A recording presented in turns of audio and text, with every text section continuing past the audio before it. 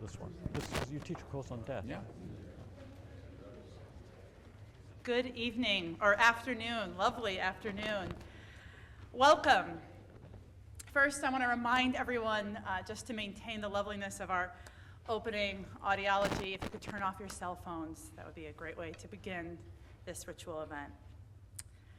My name is Catherine Lofton, and I teach in the history of religions here at Yale University. I want to welcome you to this, the third lecture in a 4-lecture series of this year's Dwight H. Terry Lectureship.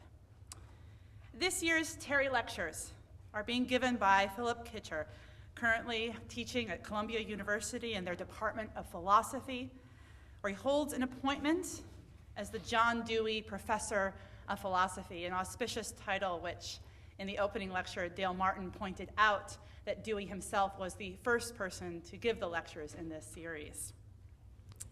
Since Professor Kitcher has already been introduced twice in this series with preambles that beautifully emphasized his enormous list of accomplishments, academic appointments, notable awards, significant editorial stewardships, and intellectual contributions, I'm going to defer for now those proper noun-laden remarks. Trust that all of you possess Google in your disposal and can quickly stand in the very true awe at the totems of Professor Kitcher's remarkable career of institutional service and philosophical significance. Instead, I want to offer a very brief homage to the kind of intellectual that Professor Kitcher is. I first encountered Professor Kitcher it may seem strange. I'm a scholar of American religious history. Why do I stand here today? And the reason is that I revealed to Professor Dale Martin the following strange biographical fact. That in the late 1990s, I, as then a late adolescent, was a typical, I think of perhaps people in this room, a late adolescent nerd, gobbling up very popular nerd publications, like the London Review of Books. I would receive the LRB and the NYRB in bundles from a family for which I was an occasional au pair. And I would sit for very long heathen Sundays, gorging on their contents. During the same time period, Kitcher had an occasional appearance in the LRB, offering diagnosis on a subject that was at the time very close to my late adolescent heart, the question of evolution, biology, and concepts of the self. In those essays, Kitcher, already an established academic philosopher, although I hardly knew that at the time, spoke to the absolute nub of every problem he found, quickly cutting away the illogic of this or that scientific shibboleth with a knowledge that seemed, to my young eye, as the very definition of the total intellectual. He was wry, sure, and he had a kind of rhetorical panache. But more importantly to me, he seemed so clear-eyed before the grandiose world and its confusion of obnoxious interpretations. A review of Kitcher's writing, which this occasion has offered me the opportunity to peruse, shows that time and again, he walks into material, into knotty thickets, and carefully straightens out their chords, chatting amiably to you, the reader, above this nonsense as he does so. You begin any Kitcher book or article feeling very sure about the meanings of words and their worlds, scientific, ethical, literary. But by the end, you feel certain that you are also quite formally confused and now have been righted by somebody who carries every tool in his toolbox. There may be and are, I think, many words for this kind of graceful thinker, but for the purposes of our contemporary humanist moment, I want to celebrate Philip Kitcher, and most particularly as an interdisciplinary artist, as somebody for whom the questions of our time simply cannot be conceived merely through transom windows. We need kaleidoscope eyes to parry with the problems of self, body, science, history, philanthropy, and community. Our disciplines discipline us, absolutely, but like all martial disciplines, they cannot be useful if we can only follow their paces in regulated forms at the beginning of classes. At the same time that I was discovering Kitcher in the LRB, a group of Frenchmen calling themselves the Yamakasi Group developed parkour, a kind of street gymnastics in which highly trained individuals move quickly through urban environments using complex material fact of the city as their leverage and inspiration. YouTube that later, parkour. Today, we will hear Professor Kitcher's third lecture in the Terry series titled Mortality and Meaning, and we will get to watch what I think of as parkour in rhetorical form, as Professor Kitcher uses concepts from the world to make sense of it with incomparable agility and careful grace. Please help me welcome Professor Kitcher again to Yale University.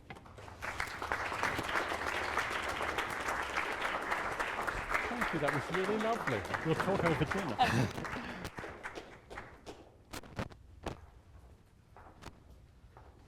Well, thank you for that lovely introduction.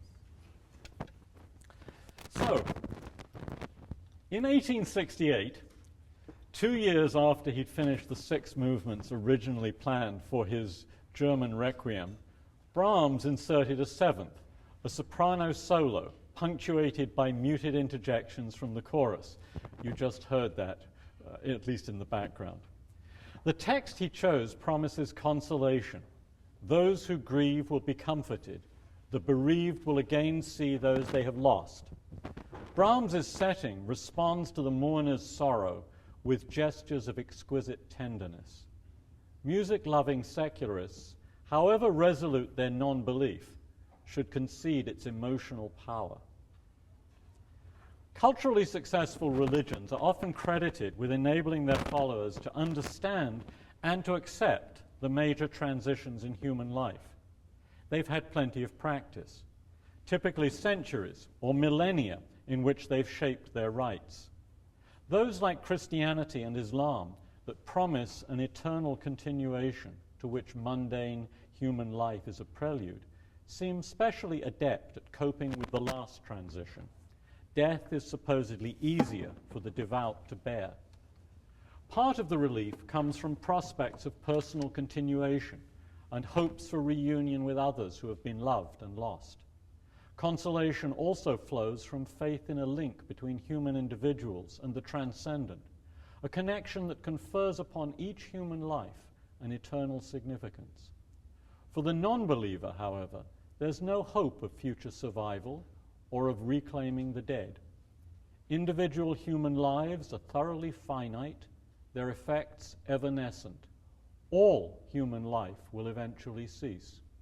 Human finitude leaves nothing to celebrate in the wake of a human life. What use is Darwin at a funeral? Mortality and meaning raise connected challenges to secular humanism. I'm going to try to show that many of the difficulties are more apparent than real. How should a secular humanist think about the prospect of his own death? A classic recommendation sees fear as inappropriate. With death will come the end of pain, of suffering, of frustrated striving. Hamlet, meditating suicide, calls death a consummation devoutly to be wished, until, turning suddenly devout, he imagines an afterlife in which the torments of mundane existence continue. Secularists who dismiss that possibility can avoid Hamlet's anxious retreat. Being dead is nothing to be frightened of. But there's the getting there. Fear can be directed not toward the state itself, but at the process of dying. People are often afraid not only of the pains that come at the end, but also of the unraveling of body and mind. So they're terrified at the thought of what they are likely to become, foreseeing the surviving being as a grotesque parody of themselves. These concerns deserve support from those who might help them avoid, or at least mitigate, the conditions they fear. Support need not and probably should not come from religion, but from humane deployment of medical resources. Careful thoughts about the end should be expressed, developed in end-of-life conversations designed to allow death to approximate a person's reflective image of her life. Secular humanists regret that religious affiliations, and indeed religious interventions, all too often override people's anxieties about the inevitable ending. Yet maybe I've focused on the wrong emotion. As you look forward to the future, to a world without you, You might feel regret, not fear, being sad that you will no longer be a part of the show. The ancients offered reassurance. As you look back into the past, you contemplate with equanimity the long expanse of time before you were born. No pangs disturb you as you think about your absence from particular historical episodes. Why should you feel any differently about the future? Answer that supposedly rhetorical question with another question. Do you feel differently about your absence from different parts of the future? I do. As I imagine the world in the years immediately following my death, I'm far more regretful than when I contemplate the more distant future. Increasing the time interval diminishes my sadness. It fades asymptotically and relatively swiftly to indifference. Why is that? Not, I think, because of some quirk of my psychology, nor because I'm envious of those who live happily and actively into extreme old age. I don't even yearn for the longevity that advances in medicine might someday achieve for future generations. Absence from the period just after my death is poignant because so much of the stuff of my life will continue in it. Whenever I die, people about whom I care most will live on, and I should like to be there, sustaining them and being sustained by them. Endeavors to which I have committed my energies will remain unfinished. By contrast, the connections with the more distant future are dim, and I can't even be confident of the large contours of the remote world from which I'll be excluded. Were I to survive into that world, there would be a continuously evolving set of relationships and activities to give me a stake in it. But, in the absence of any experience of that development of my life, the concerns I would come to have aren't vivid for me. So, as I look forward sufficiently far, regret declines into indifference. The loss of the immediate future is hard for those whose lives attain or approach the biblically allotted span. But for the young who face the threat of imminent death, the sorrow is even more intense. No member of their unfortunate ranks has expressed the predicament more eloquently than Keats. When I have fears that I may cease to be before my pen has gleaned my teeming brain, before high-piled books in charactery hold like rich garners the full ripened grain. Regret and sadness become fear, but the fear isn't of death in general. That's nothing to be frightened of. Premature death, however, is fearsome, even terrifying, because it truncates and nullifies the pattern of a life. Although the later lines of the sonnet worry that he will never experience the love for which he yearns, Keats's first anxiety is for the expression of his genius. Central to his existence is his poetic vocation. If that vocation were realized only in a mutilated, abbreviated form, the meaning of his life would be lost.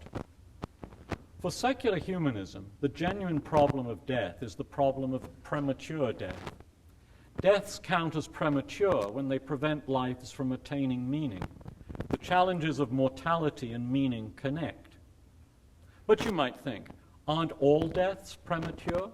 Can any finite life be meaningful? A proposal. Human lives sometimes attain meaning through individuals developing conceptions of who they are and what matters to their existences, through their pursuit of the goals endorsed by those conceptions, and through some degree of success in attaining them. A Keats who lived for 80 years, piling up books full of poetry as extraordinary as the lyrics he wrote at the height of his powers, would have led a meaningful life, whether or not he'd found love along the way. Indeed, the actual Keats, leaving only a fraction of what he might have written, lived a life whose meaning is untouched by his early death. Nor is exceptional achievement needed. Secularists should endorse not only the grand accomplishments of the poets and the statesmen and the scientists, but also the humbler self-conceptions of those whose pursuits and achievements focus more locally on family, on friendship, on community, on the maintenance of things that matter to a small group of other people. Mattering to others is what counts in conferring meaning. Keats matters to others because of a body of verse that continues to delight. The effects of more ordinary lives are felt on a smaller scale. but they can secure genuine worth. The shape of the dispute between the secular humanist position and the religious perspective should now be visible. For the religious challenger, no set of characteristics of finite lives or of relations among finite lives can substitute for the connection to the transcendent that alone confers meaning and value. Problems about our own deaths lead, as I've tried to show, to deeper issues about the significance of finite lives. Yet the thought that we shall cease to be isn't the only way death figures as a problem for us. The loss of loved ones lacks secular compensation. In the beginning, the fabric of a human life is tightly woven. All the threads tying us together are fully intact. As people grow and others die, holes appear, leaving frayed ends that can't be reconnected. For those who live the longest, the final tapestry is a thing of shreds and tatters, its yawning vacancies recalling people whose laughter and whose touch is still longed for. Growing old beside someone you love brings the overwhelmingly likely prospect of an ending in which one will mourn the loss of the other, and the inevitable shrinking of the survivor's life is, for both parties, more fearsome than the anticipation of one's own bodily and mental decay. Back then to Brahms and the promise of reunion. Here apparently is a consolation secular humanism can't match, a hope religious widows and widowers sometimes confess they couldn't forfeit. Well-meaning people occasionally tender a similar hope to those who grieve for children who have died young, as Charles Kingsley did in a letter to his friend Thomas Henry Huxley.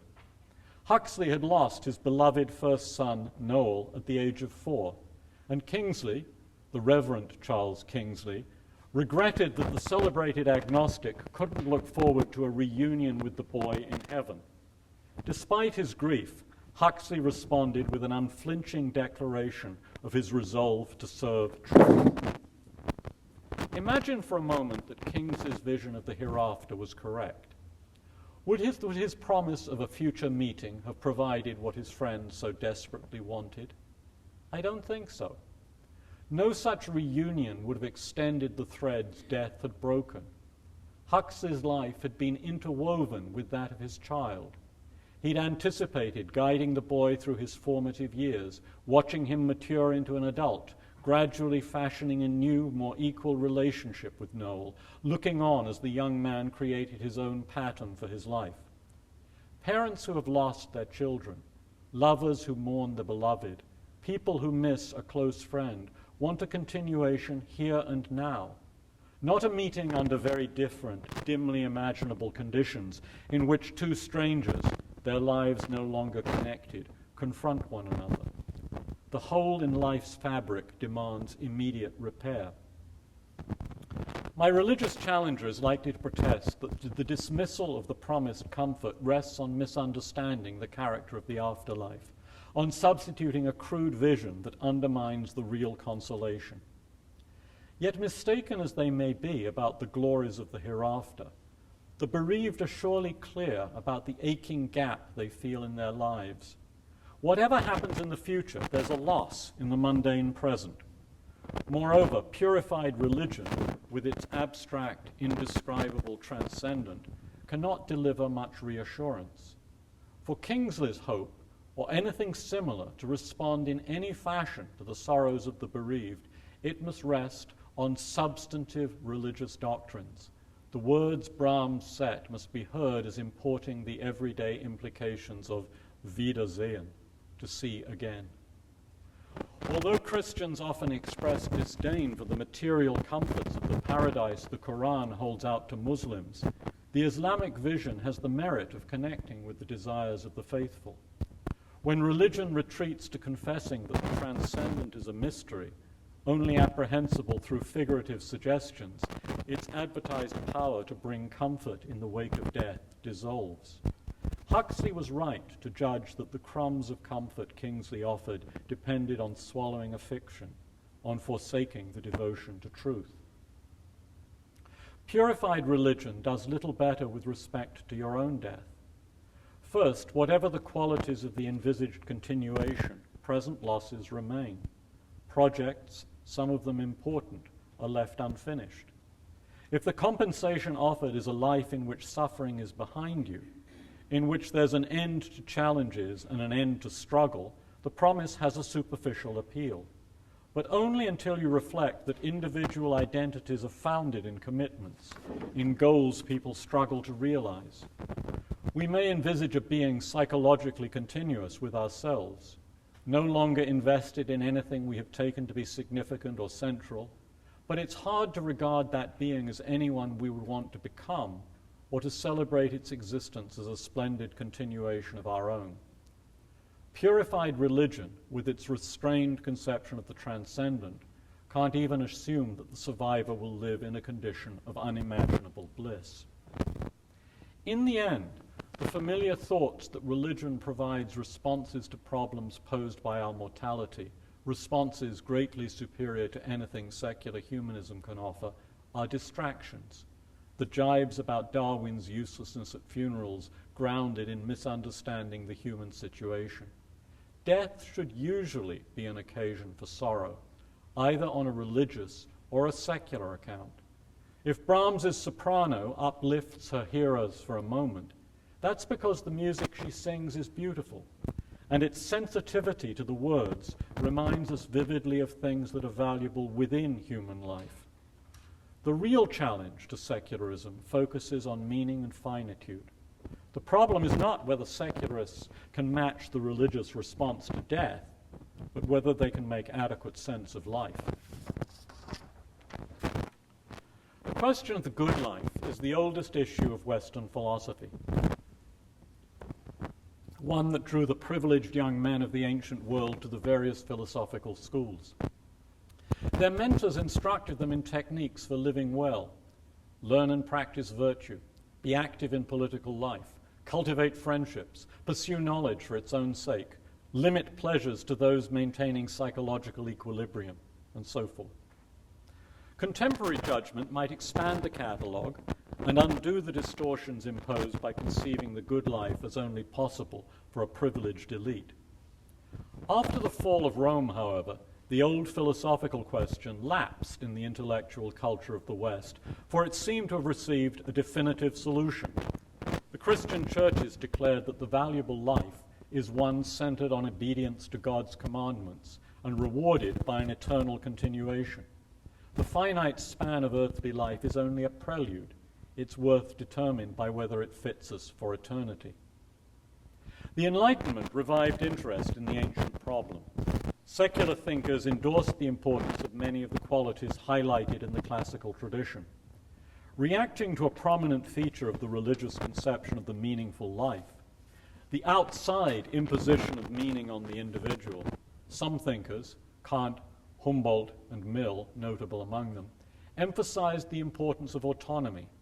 For a life to be meaningful, the person must have some conception of who she is and what aspirations are most important, and this conception must not be imposed from without.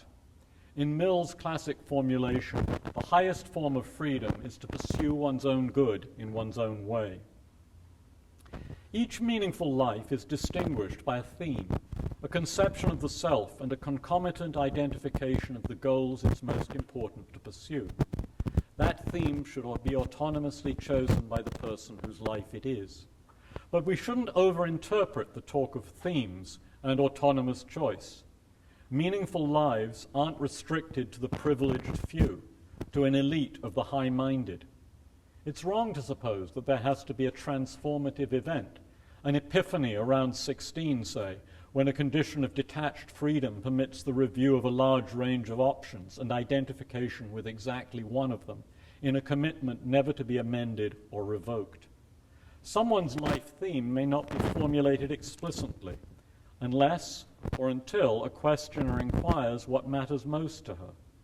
Her autonomy may consist in the presence of different possibilities and in the absence of the everyday ways in which people are often coerced to assume the tasks and roles that form and dominate their lives. Moreover, the theme itself may evolve under the contingent conditions generated from previous pursuits. Originally centered on nurturing her children, a mother bears an infant who needs a particular kind of help, and through learning how to provide the necessary support, she comes to devote herself to assisting similar children.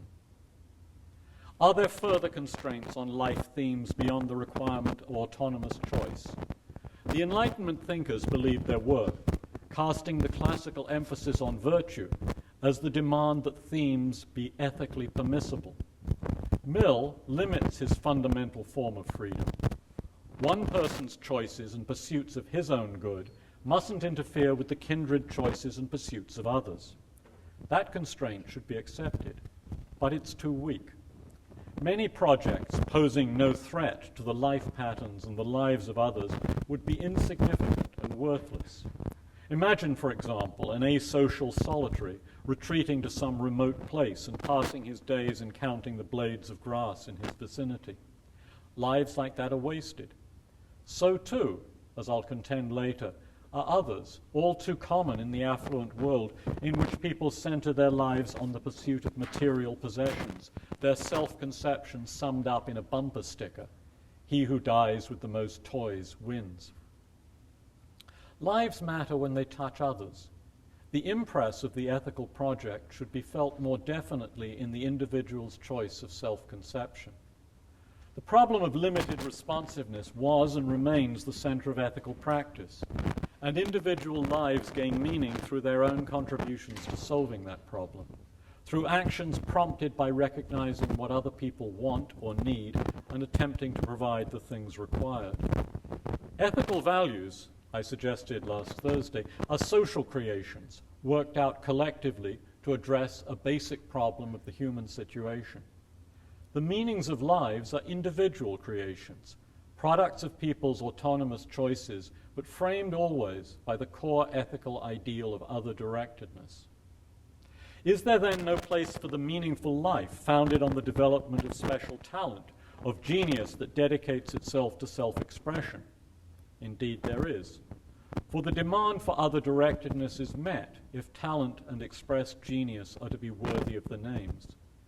Keats's fears of death as truncating the expression of his genius already connected what he hoped to write with the lives of others. He foresaw high-piled books as granaries to nourish his readers. If his writings had failed to move or illuminate others, or if he had resolved that his verse should be confined to his teeming brain, his choice of theme could not have conferred meaning on his brief life. Some lives are meaningful because their effects endure across many generations, perhaps in the form of words that continue to be read with profit or joy, perhaps in the guise of material objects or institutional structures enriching the lives of many people. The great touch the lives of millions or billions of people remote and unknown to them. As Diotima once told Socrates, they have the best kinds of children. Yet it's important to reject exceptionalism, the modern counterpart of ancient elitism. Ordinary lives attain meaning in the more local, but no less important differences they make. Ambitious young Stephen Dedalus avows his resolve to forge in the smithy of my soul the uncreated conscience of my race. Joyce reintroduces him once his attempt to soar has led him to share the fate of Icarus, and sets the bruised Stephen beside a different protagonist, Mr. Leopold Bloom, advertising canvasser, whose ordinary life, for all its flaws, may yet attain worth and meaning. Religious people might concede that the features on which I focused mark differences among human lives, while denying that they can confer meaning. Autonomy only matters, they might think, when it expresses the free commitment to the transcendent. Contributing to the lives of others gains its significance from the objective standing of human beings as loci of value, bound to one another as children of a common parent. No link to the transcendent, no meaning. Fear of finitude runs through the writings of religious thinkers as sophisticated as William James and Paul Tillich. They regard the problem of finitude as dooming any non-religious perspective. Fear sometimes infects secular pessimists too, for whom the bounded impact of any human existence entails the absurdity of life. pessimism might be encapsulated in James's haunting image of our predicament as that of people living on a frozen lake surrounded by cliffs over which there is no escape, fully aware that the ice is slowly melting and the day on which they will vanish without trace is drawing ever closer. Religion is the answer to their, or to our, cry for help. But why should impermanence undermine meaning? I'll counter James's image with a different story. Toward the end of Thomas Mann's late masterpiece, Dr. Faustus, his focal character, the composer Adrian Leverkühn, experiences in close proximity the deaths of his father and his father's surrogate, Max Schweigerstill. Leverkühn has taken up residence on the Schweigerstill family farm, a place with an uncanny resemblance to his childhood home in Buchel. And although his health would not permit him to make the long journey back to mourn his own father, he attends Schweigerstill's funeral. Returning from the ceremony, he is greeted by the distinctive smell of the old man's pipe. And now I'm going to quote from the novel. "That endures," said Adrian, "quite a while, perhaps as long as the house stands. It lingers on in Buchel too. The period of our lingering afterwards, perhaps a little shorter or a little longer, that is what is called immortality." The ordinary, unpretentious endurance of Max Schweigerstill is partly captured in the aroma, impregnated in the woodwork and the walls of the house in which he has passed his entire life. Eventually, of course, the odor will dissipate. The farm will be tended and maintained by people who know Schweigerstill only as a figure in faded photographs. The walls and fences he built will decay and be replaced. The fields he plowed and planted will be newly configured and put to different uses. For a while, though, he will be vivid in the memories of those who knew him, who were sustained by his labors and comforted by his presence. The fabric of their lives, initially left ragged by his death, will be rewoven in ways that preserve and cherish the recollections. His commitment to maintain and improve the farm his father left him, and to pass it on to his own son, will be felt in the early years after his death. So much, Mann invites us to think, suffices for a kind of immortality. I accept his invitation. This lingering is enough to confer meaning on an ordinary life. Would there be some qualitative difference if the impact of Schweigerstill's life were considerably extended, if his achievements were as long-lived as those of Keats, or even implausibly, if his agricultural accomplishments were recalled across the millennia as we celebrate the Homeric epics? Would the significance of his life be transformed if we imagined the earth and the human species and the farm and the memories of Max Schweigerstill to last forever? I don't think so. What matters is the fact that a life has a continuing connection to a world that endures beyond it. Like a stone cast into a pool, it leaves a series of ripples behind, sometimes more, sometimes less, and it doesn't matter that the ripples eventually fade away. Conceiving meaning and immortality in this way enables secular humanism to offer a more complete answer to the problems posed by death. Corresponding to the anguish of premature death is the consolation of the fulfilled life. The truly lucky are those who come to see that the projects singled out in their life themes have been largely finished. Not completely, of course, for there are always further endeavors, always loose ends. While they may take their current strivings seriously and hope for the joys brought when those strivings succeed, reflection may convince them that they've done enough, that if life ended now, it wouldn't subvert their most fundamental aspirations. A New Testament story captures the attitude. When the baby Jesus is brought to the temple to be circumcised, he is seen and held by the aged Simeon, prompting the declaration Anglican choirs sing as the Nunc Dimittis. "Lord, now lettest thou thy servant depart in peace, according to thy word, for mine eyes have seen thy salvation." Simeon's reaction can be liberated from the divine project he takes to have been realized. It can be felt by anyone who recognizes that enough has been done to elaborate his life theme, that more is unnecessary, and that the returns from further efforts would diminish. Those left behind can't feel the same equanimity. How could they? They've lost a person whom they still long to see and touch and hear. Yet, provided they have time to renew and refashion their own life patterns, their awareness of the fulfilled life enables them to integrate the memories of the dead into their continuing relationships and endeavors.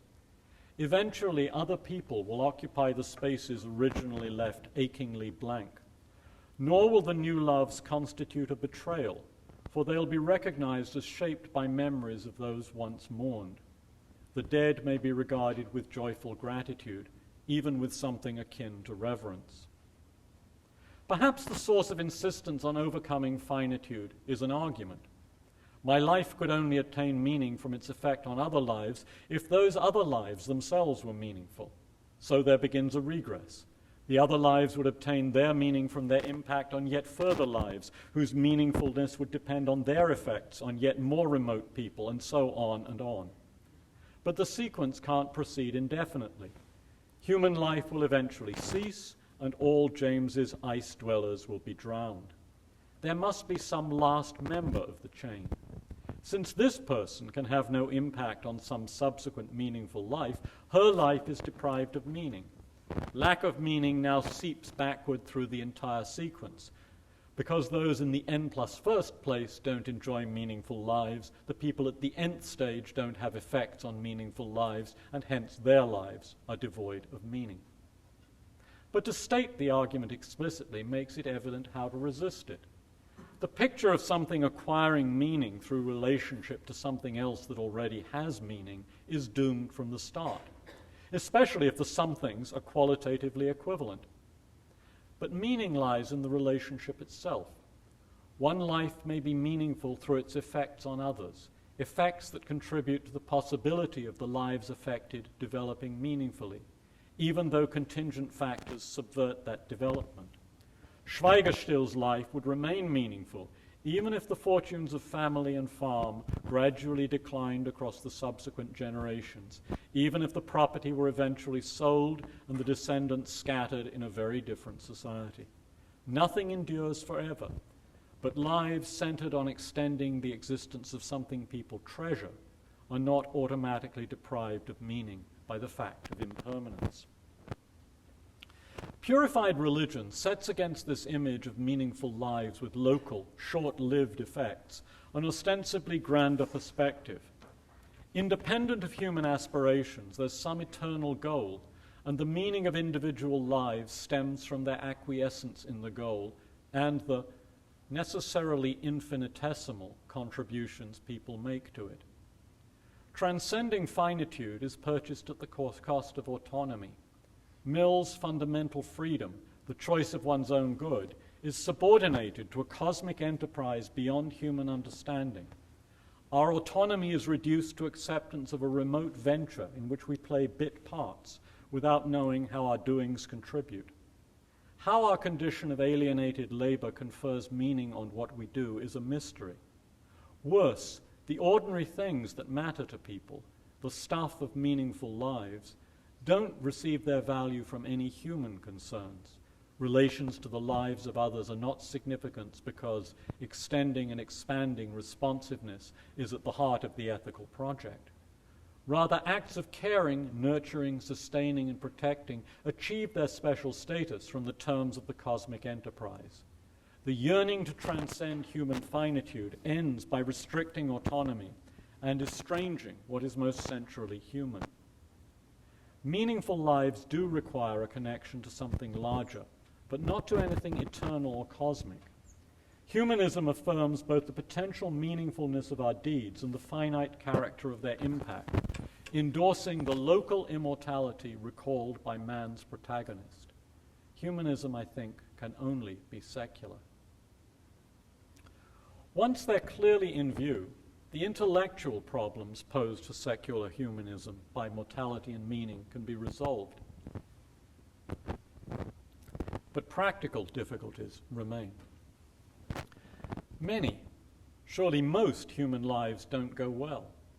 Among the contemporary global population, millions, if not billions, struggle to gather the necessities that enable them and their children to continue from day to day. For many more, secularist praise of autonomous choice of one's own good would be a tasteless joke. Statistics indicate that religious adherence and religious fervor flourish among the people most vulnerable to life's vicissitudes. That shouldn't be surprising. Religious doctrine and religious community can provide hope that the reversals of the present fragile existence will somehow be compensated. They can also give opportunities for mutual support and consolation. Even if the promises of future rewards are hollow, the benefits brought by religious community may be real.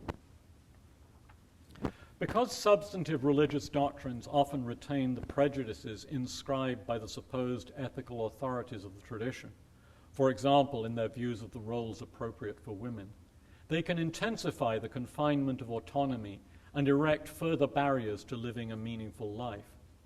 Nevertheless, religious communities have often brought the powerless together, identifying shared sources of oppression and combining voices so that they could at last be heard. Famously, the civil rights movement of the 1960s was grounded in the churches, led by eloquent preachers who could galvanize their congregations. Less evident to many is the social role religious communities continue to provide, the resources they offer to families struggling to create better opportunities for their children in environments where secular institutions are woefully inadequate. It doesn't have to be that way. Secular society might respond to the problems of economic and social justice, honoring the egalitarian ideal of the provision for all of the preconditions for a meaningful life. Even the most striking attempts to nurture all nascent lives undertaken in Scandinavian societies have fallen short of that ideal.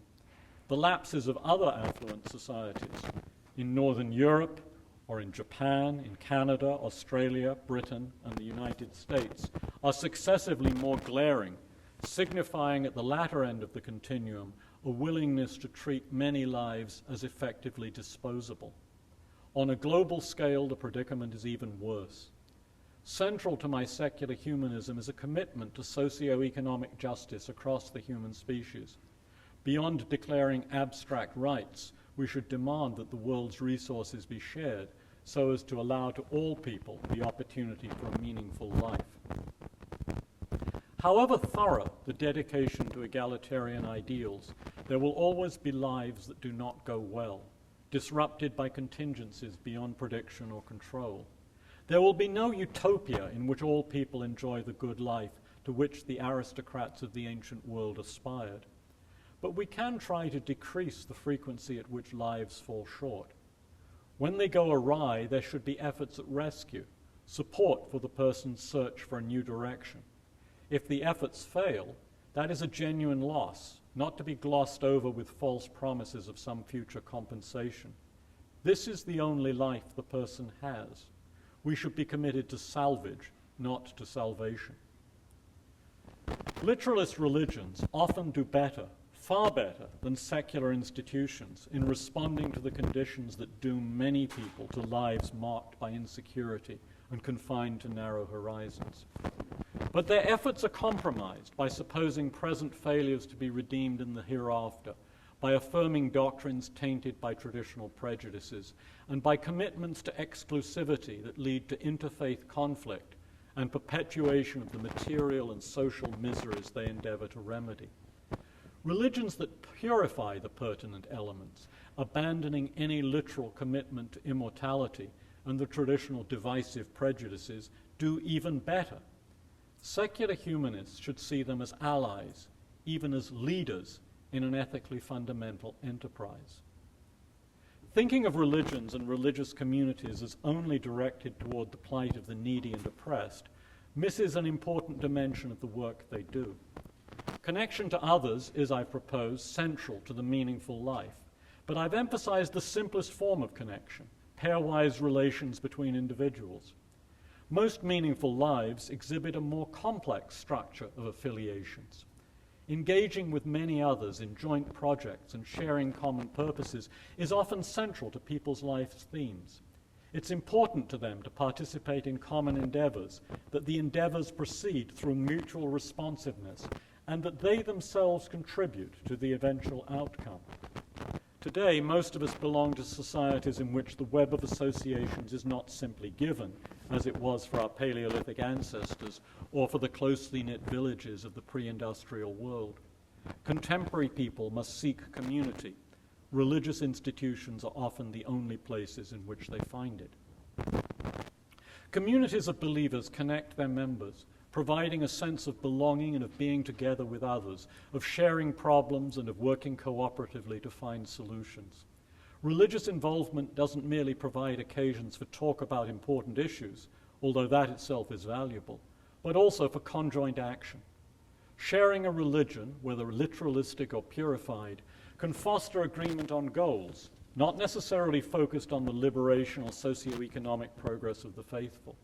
Engaging in common pursuit of a good endorsed by fellow strivers and playing one's part is often the source of the deepest satisfactions. Where are similar satisfactions to be found? Particularly at some life stages in the narrower circle of the family, in nurturing children and caring for loved ones, in developing individual friendships, and especially in sustaining friends through times of adversity. Typically, the spaces in which rewarding interrelations are found are disjoint from the workplace, the sphere of most intense activity. Nurses and teachers, doctors and social workers can participate daily in joint efforts aimed at goals they and their co-workers endorse as important. Research scientists and statesmen may see themselves as working with others to improve the lot of millions. Yet the dominant condition of the workers of the modern world, even of the modern affluent world, is the one Marx diagnosed as alienated labor. The hours must be put in, not to reach any end assessed as worthwhile by oneself or one's fellows, but simply so that something will be produced to make enough money to pay the wages and support the material basis of the workers' lives. Religion doesn't have to be the main vehicle of community life. Thoroughly secular societies can contain structures enabling people to enter into sympathetic relations with one another, to exchange views about topics that concern them most, to work together to identify goals that matter to all members of the group, and to pursue those ends through cooperative efforts. Authors of contemporary manifestos that call for freedom from religious delusions typically belong to professional communities with the important dimensions. The lack of similar secular structures for others disappears from their view. In many parts of the affluent world, however, particularly in the United States, there are no serious opportunities outside the synagogues and churches and mosques for fellowship with all the dimensions religious communities can provide. Even people who have little time for any substantive religious doctrine sometimes view the persistence of religion in the modern world as a welcome corrective to the dominance of crass materialism. Their diagnosis rests on an important insight, despite the usual talk of preserving the spiritual aspects of our nature. The core perception recognizes the conditions of modern life as distorting the autonomous choice and pursuit of one's own good, diverting people from more meaningful forms of existence they might have pursued and enjoyed. Satisfaction of the material needs of all, the preconditions of affording opportunities for meaningful lives, generates the quest for efficient production and the unsparing competition of the workplace. The secondary goal trickles down to individual lives, now seen in terms of competition for material goods and for the marks of status. Atomistic individuals attempt to play the role of homo economicus, not a role for which people are particularly well suited. Family life provides some refuge for meaningful projects, although these too may be misshapen by assumptions that the young must, above all, be equipped for the competition to come. Beyond the family projects lie only the goals of accumulating goods and prestige and of enjoying evanescent pleasures, goals the ancients already knew to be inadequate aspirations for a flourishing life. Religion is rightly seen as a corrective to the materialism of the age, not because it draws attention to any real spiritual realm, nor because of the correctness of any specific religious doctrine, no matter how minimal, but because of the importance to us of a multidimensional form of community life. For large swaths of contemporary affluent societies, religious communities are the principal places in which shared ethical life can be found. Secular humanism faces no intellectual problems in accounting for the potential meaningfulness of human existence. The real difficulties are practical, grounded in the need to overcome aspects of the contemporary world that unnecessarily limit the lives of many people. Resolving them is in part a matter of rethinking economic life and institutions, returning to a conception of political economy that frames its standards in the fundamental currency of values, not in the secondary goals of monetary profit. A central task is to devise secular substitutes for the multidimensional community life religions have bestowed on their followers.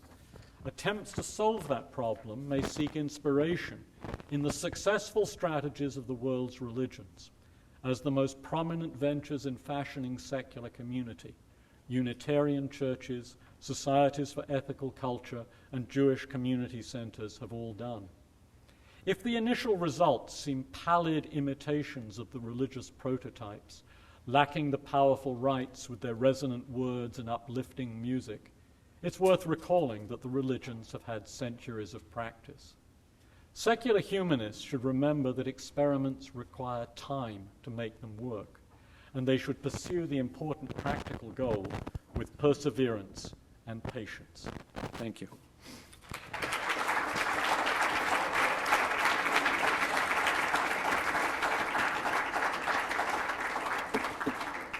Thank you, Professor Kitcher. I want to invite questions, if they could be directed by coming down the aisle to the front and using the microphones, that would be wonderful.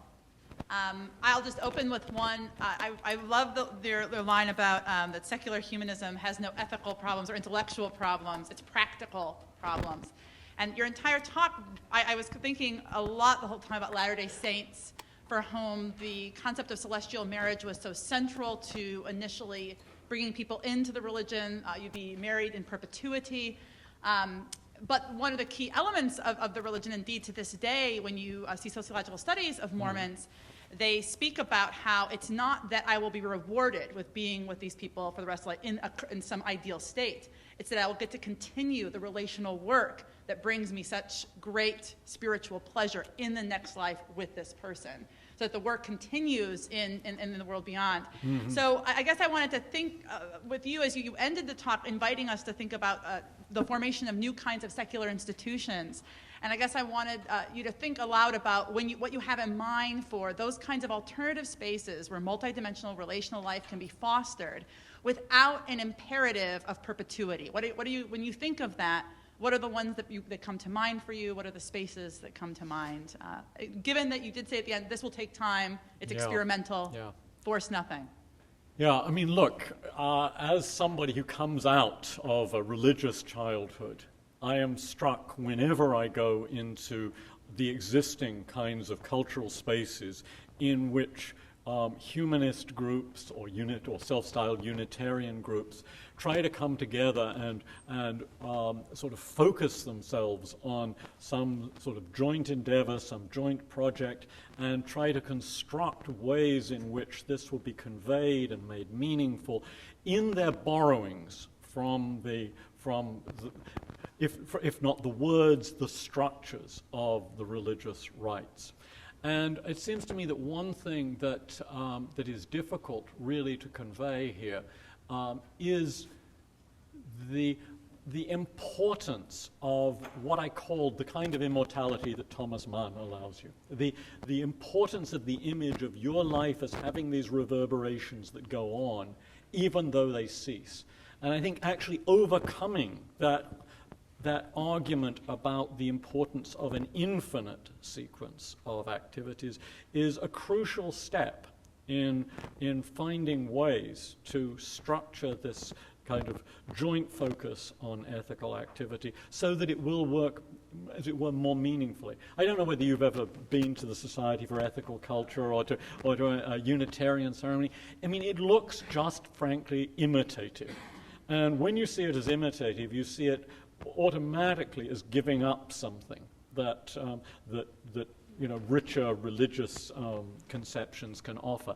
And that's why it seems to me so important that this issue of our finitude be addressed as it were, at the center, to see ourselves as part of something that goes on without seeing ourselves as part of something that goes on indefinitely.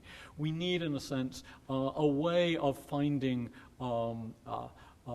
ways to celebrate that. And so I think actually what I said in terms of the solution to the intellectual problem is something that I would put at the very heart of the experimental process of designing these institutions. But I want to stick very much with what I said at the very end.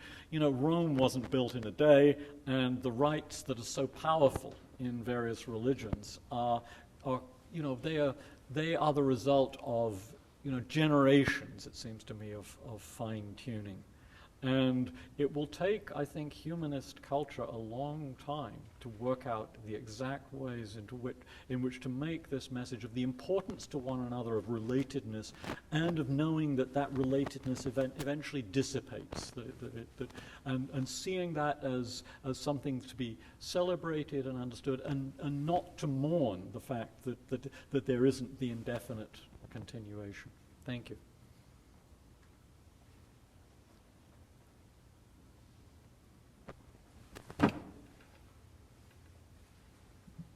Hi, my name is Tom Platt. I had some curiosity about your reassurance to others dealing with their own mortality. Mm-hmm. For example, I don't know if Huxley had a chance to interact with this son who died. Let's say you had a grandchild who was fearful was dying of a terminal illness, and was fearful and didn't share your intellectual maturity. Mm-hmm. Obviously, you have to play that one by ear, but I mean, I wondered if you had any general thoughts of being put in this position of providing, say, reassurance to a small child who was fearful of dying. Well, I have had children, so I know what it's like when children suddenly discover that life doesn't go on forever. And of course, you can't say to such children the kinds of things that I was saying today. That would be silly. But what you want, well, it would be silly and cruel. What you want to say are the kinds of things that will help them grow into the kinds of beings who can one day, I hope, come to see things from a perspective where they can, which is like Huxley's, where they can look at death calmly, and they can feel its pain, and they can still resolve to continue the course on which they've set themselves. I find something admirable in what he did, in refusing whatever consolation it was that Kingsley offered him. And of course, what he did was not only to devote himself to his remaining children, but also to devote himself to the projects, the intellectual projects that were central to his life. And I do think, I want to place emphasis on one thing that I said, that there is, perhaps for you, perhaps for me, we're not so young as we used to be, there is, I think, this invisible idea of the moment that comes in your life when you say, that's enough. I would like it to go on, but it doesn't have to go on any further. There's nothing that remains, there's nothing crucial that remains unfinished about my life. That's why I drew attention to the story of Simeon and in the New Testament. But as far as what to say to children, I think, you know, I am not the right person to ask about that. You need to talk to somebody who's expert on child psychology. But as parents, you know, we tend to work these things out for ourselves. You probably did, and I did too.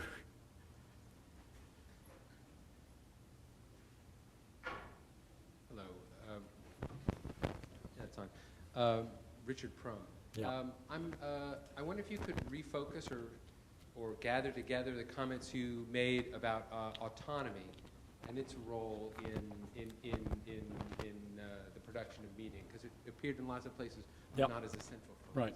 Okay. So I follow Mill and Humboldt and Kant here. Right. I think it's very important for a meaningful and worthwhile life that it be your life That is something you choose, something you identify with.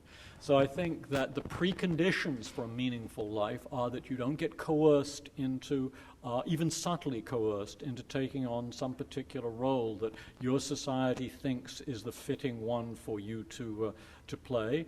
And that you have, as it were, the opportunity to explore and to understand a large range of options. This is all sort of standard, I think, standard mill. Now, as I think about what one might think of as the religious answer to this, where your life is seen as in relation to some sort of cosmic project, that seems to me a kind of rather grand version of the familiar practice in many human societies of assigning roles at birth based, say, on status in the society or the caste or whatever. It seems to me the same kind of alienating coercive suppression of autonomy, which is why I talked about it in the religious context. From my secular perspective, the religious solution just is a non-solution, because I think Kant and Humboldt and Mill were actually right about this condition of autonomy. So even if you think about yourself as contributing to some cosmic project, and of course it's an ironic twist of the finitude argument that if you're contributing to that project, your contribution can only be infinitesimal. That's why I chose that word rather deliberately. On my account of how religion works at its best, the most that can be made of that is you make this infinitesimal contribution to something I know not what. And that strikes me as really at odds with a precondition for the worthwhile life, which is why I said, in perhaps this rather over-assertive and not very friendly fashion, that humanism can only be secular. Hi, my name is Ike Swetlitz, and I have a question about the possibility of the continuity of non-religious communities to the same extent that religious communities have been continuous. Because it seems like even if you admit that human life is finite, the fact that there is an infinite transcendence associated with the religion is, in a large part, some of the reasons why the most enduring communities that have existed throughout history are based on religion and not based on nationality and not based on culture and things like that. And even the less orthodox streams of religion that have given cultural enterprises like the JCCs you mentioned have still acknowledged a commitment to that, to the infinite divine being that extends infinitely into the past and infinitely into the future. And I'm wondering how you can guarantee the continuity of a community that doesn't in some part believe in something transcendently, infinitely larger than itself. Okay, that's a terrific question. And it brings me back actually to the first question that was posed, because it seems to me that this does require a reorientation.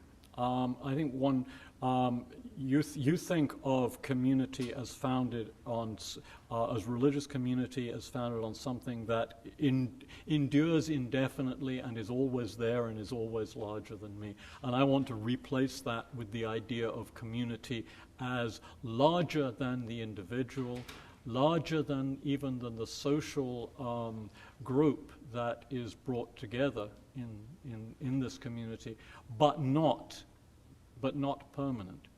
And I think that's why I put at the center of my lecture this story of this piece from Thomas Mann's novel, because I think it's very important to make this conceptual shift from the infinitely greater and enduring with which I connect myself to the something larger than me, and to see that as being, as it were, central to the formation of community. Now, guarantees are not to be had here.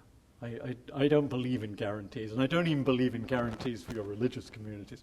But the point is, and this is in the spirit of what I said in the last lecture about the ethical project, the commitment to an evolving project which may change its forms. So one shouldn't be, I think, taken aback in one's commitment to a community that endures but probably won't endure forever by the thought that that may need to be reconstituted in the future.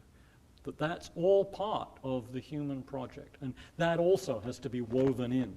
Now, of course, it's a very, if you say there is this one thing and we are going to be connected with that forever, you have a particular virtue. You have the virtue of, in a certain sense, sustaining things.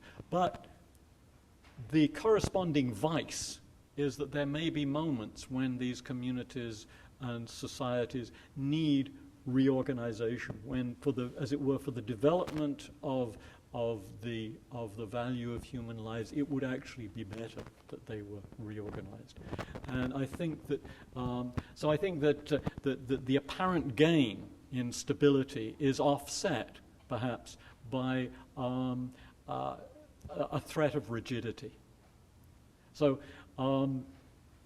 that's a complicated answer to your question. It's a very good question, but I do think it reminds me of what I wanted to say to Catherine's first question, which is really that at the center of all of this is the idea of the connection between me and something much larger than myself, but not infinite. Tamar Gendler from Philosophy. So one of the most striking images in the news of the last few weeks has been the image of the new Pope kissing the feet of a woman whom he visited in a hospital. Yeah. And it occurs to me that one of the things that religion does easily, that its secular replacement has difficult doing, is a kind of scaffolded humility. Mm-hmm. A way of allowing a kind of non-self-righteous altruism to be a central thread of one's life. And I wonder whether you have thoughts. That strikes me as a problem almost as difficult as the one of the connection to the eternal, mm-hmm. or a secular analog of religion to solve. Yeah. Okay, so I'm very much in sympathy with that, because my last lecture, the lecture before this one, puts at the center of the ethical project the idea of techniques for developing our responsiveness to others. And it seems to me that is a crucial feature of ethical advance.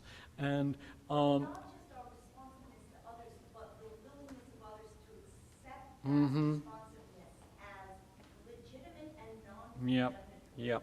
Yeah, right. So this seems to me not an intellectual problem again, but a practical problem. It's a practical problem about the structures in which this kind of expansion of ourselves to come into relationship with others can really flourish. And you're absolutely right. And perhaps I should see this. I have to think about it as a problem as deep as, or a deep aspect of the problems about community that I was struggling to articulate at the end. I mean, I think the problems I was looking at are the problems of people being able to find spaces in which they can engage in these joint projects and set up these structures. What you're suggesting is that there's something else that the church does very well, which is providing a structure within which others' altruism can be accepted, and thereby encouraging, the fuller development of that. That seems to me a very interesting insight, actually. Good, thank you. I want to invite everyone now to our section. Oh, you have a question? Okay. No, you can do it. One more question. I think we have time for one more question. No, then it'll be the last one. Sorry for that. You spoke a little bit about the recluse who sits and watches blades of grass. Counts them, yeah. It's a classic philosophical example, I'm sorry. No problem. I was wondering if you could speak a little bit more about your thoughts of conception of a meaningful life that focuses on experiencing and absorbing sort of the beauty of the world as opposed to contributing to it or placing ourselves into it. Yeah, I mean, perhaps this is a prejudice on my part, but I'm going to dig in my heels about it. I think if you are on your own, no matter how much you contemplate, no matter how much poetry goes through Keats's teeming brain. If he doesn't write it down, then that's not a meaningful life. This is, if you like, a development of the anti-hedonism which runs through the good life literature. I mean, there's a famous. You're too young to have seen the movie Sleeper, probably, the old Woody Allen Sleeper. There's a moment in which he discovers this machine into which you can go and you can just have pleasure beyond, right? It's called the orgasmatron, right? And he goes inside and it rocks like this. And I mean, look, the ancients saw that the orgasmatron was not the solution to the problem of the good life, and I think that one's own contemplation of the universe, one's own act of private creation is still not enough. It has to be, it has to reach out and touch others. This is in a certain sense part of this general theme of questions that is coming up. I mean, people are saying, okay, so how do you make substitutes in various ways for this relationship to something which is permanent or enduring? That's the source of this extremely good question that came from here. And the answer seems to me to be to substitute for the idea of something that for all times endures, to which you're connected, the idea of you're being connected to something that endures at times when you're no longer present, making a difference to others. So I'm really committed to that lives matter when they touch others line. So solitaries don't make it, even if they don't count blades of grass and devote themselves to high-minded thinking about the beauties of nature. I think it's a lovely point to end on, not slipping into the solipsism of the secular, instead joining us in the question next door. Continue all these questions. Thank you, Professor Richardson. The last lecture is this Thursday. Yeah, depravity on Thursday. April 4th.